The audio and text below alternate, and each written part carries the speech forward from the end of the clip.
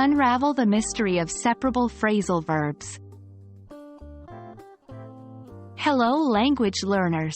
Today, we are delving into an exciting topic: separable phrasal verbs. You might ask, what are those?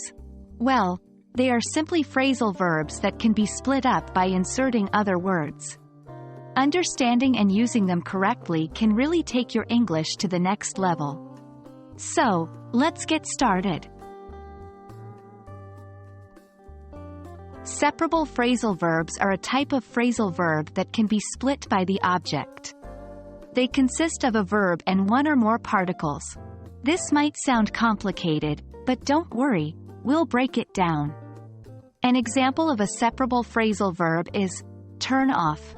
Here, turn is the verb and off is the particle. You could say, turn off the light, or turn the light off.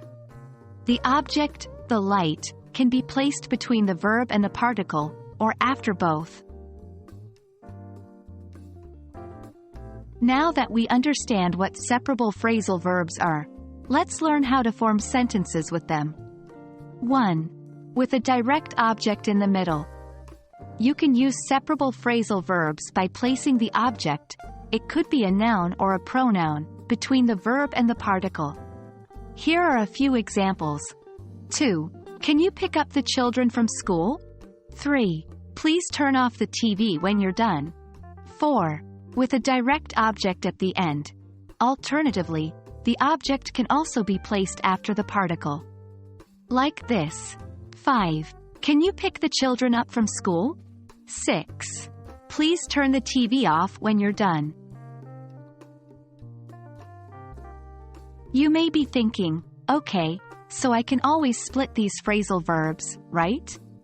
Not so fast. There are exceptions when it comes to pronouns. When you're using a pronoun as the object, it must always go in the middle of the phrasal verb. Here are some examples. Please turn it off. Can you pick them up from school? And there you have it. Now you know what separable phrasal verbs are, how to use them, and even the exceptions to the rule. We hope that this video has made separable phrasal verbs less daunting for you. Remember, practice is key when learning a new language, so try to incorporate these verbs into your everyday conversations. Until next time, happy learning!